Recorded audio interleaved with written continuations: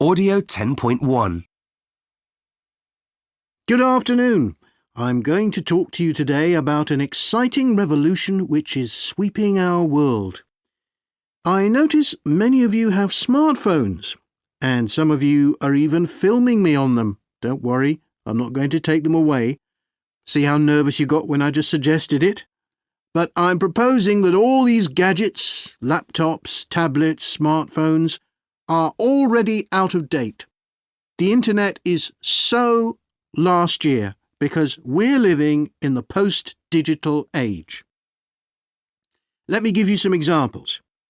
In a recent art show in London called 512 Hours, the public were required to give up all cameras, recorders, smartphones and even digital watches at the door. The reason for this so-called technology hijack was so the public could better experience silence and mindfulness. The rationale was that because of all our technology, our ability to concentrate is a disaster. Life is short. Art should be longer. Second example. This is an elementary school in Seattle, USA, the home of technology. It's also one of the most exclusive schools in Seattle, where the bosses of the most important technology companies send their kids. So you might expect it to be full of technology. But what do you notice? There are no screens. The kids spend most of their day playing with mud. Third example. This is the biggest rock band in the world, the Rolling Stones. But when I say biggest, I mean highest earning. And here's an interesting fact. In the last 2 years, the Rolling Stones have earned 16 times more money from their live concerts than from their sales of CDs and downloads. 16 times! OK, so what am I saying here? Conventional wisdom is that the internet and smartphones are changing our world. We only access the world through our screens. We are losing human contact. But in fact, the opposite is true. Everything live is booming. Big rock festivals sell out in minutes, even at £300 a ticket. Live conferences, seminars, cookery courses, musicals. These activities should be obsolete, but they're actually more popular than ever. Here's a good quote. In the digital age, there is a real necessity for a live experience, for physical interaction. And you can see this happening in what we spend our money on. Purchasing patterns are shifting rapidly from having to being. In other words, from owning new products to buying an experience. Digital is an astonishing means of communication, but it has not satisfied the human appetite for meeting, for touching, and for experiencing. I find this hugely reassuring. We still need the live experience.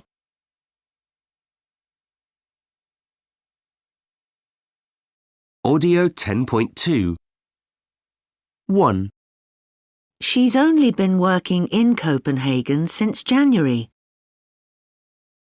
2. He's only been writing the draft report. 3. Brazil only scored 2 goals in the first half. 4.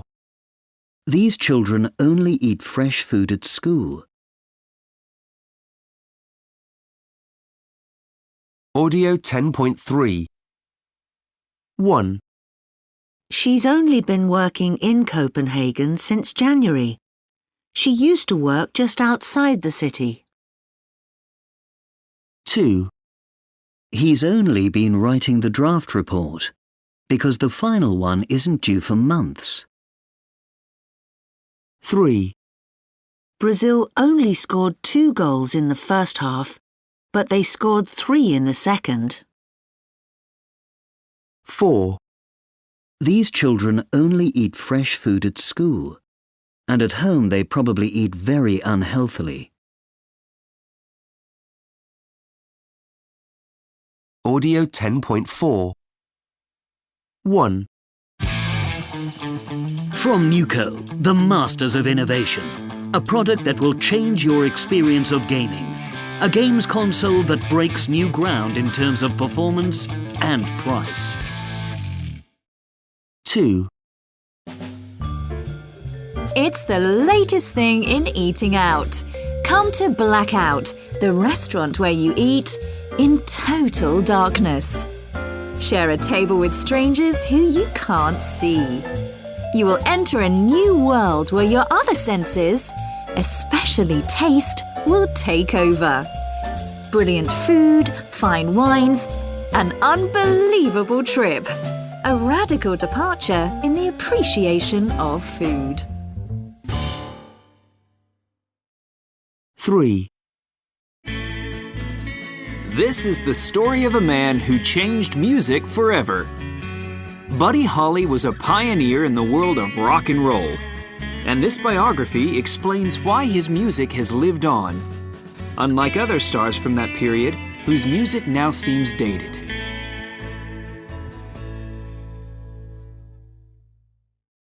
Four, Some people are always searching for the last word in design. Sofas, tables, bathrooms. But here at Marshall & Company, we look back to the 1950s, 60s and 70s for the best in retro and vintage. Want a reconditioned radio from 1953? Retro telephones in gorgeous red plastic? Beautiful Italian lamps and lights from the 1970s? Visit our website at retroandvintageobjects.com and just click on the photos.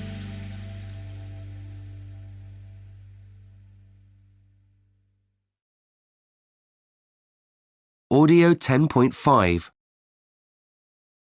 The sharing economy is really a very simple idea. You have something that you can share with other people.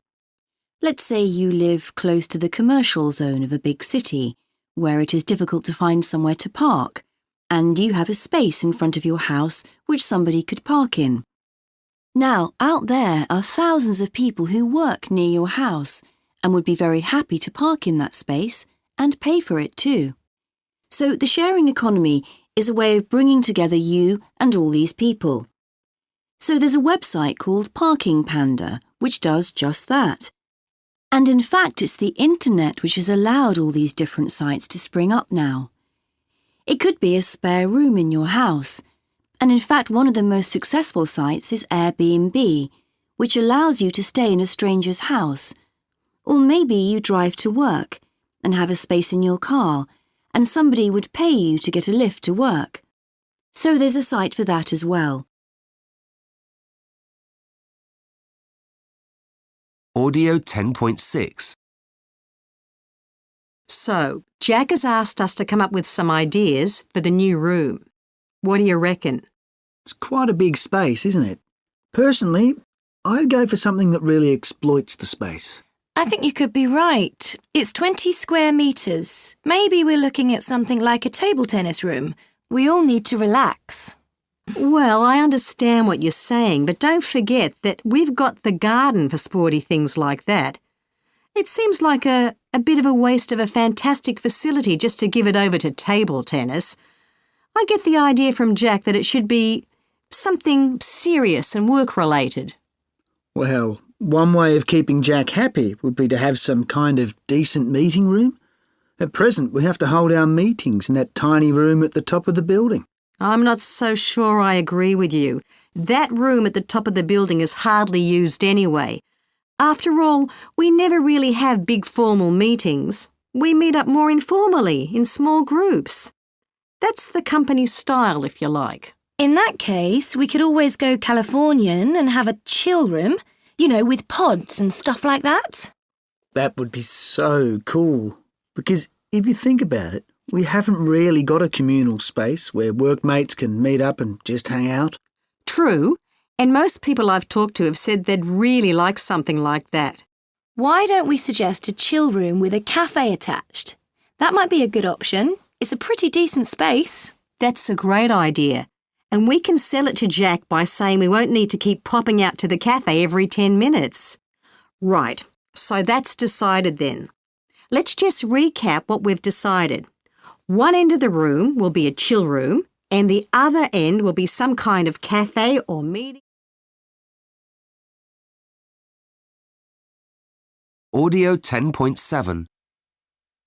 1, This object was the key to a fundamental shift in the economics of the world because it provided Europeans especially with a reliable method of traversing the world's oceans, and this gave Europe the wealth and power that later fueled the Industrial Revolution. Ironic, really, because it was a Chinese invention. 2, I hate to say this, but I think the wristwatch is on the way out. I wanted to buy one for my son's 21st birthday, but he just said to me, "Mum, I really don't need a watch. That's a bit last year, or even last century. I just use my smartphone now." It's such a pity, because they can be works of art as well as wonders of science. 3, The first ones appeared in the early 1990s, though they didn't start to get really popular until about 2010. I think the key to their success was in the fact that you operated them with your finger, so there was no need for a mouse or for all that clicking. In that sense, I think they were something genuinely innovative and took computers in a fresh direction. 4, You know when you're in a foreign city and you really need to use the internet, so you're constantly looking for a hotspot. Well, this will let you know where all the perfect internet hotspots are. It displays the strength of Wi-Fi signals in your vicinity no matter where you happen to be in the world. Just look down at your chest. Or ask a passerby how strong your signal is. A great way to make friends. 5, The printing press is a fairly obvious example of a crucial innovation, but I don't think people realise how many different fields of study and behaviour it affected. From religion to science to the arts, it literally changed everything. Of course, as with most inventions, many different people were involved in its development, but it was mainly due to people like Gutenberg in Germany that it became so widespread around Europe.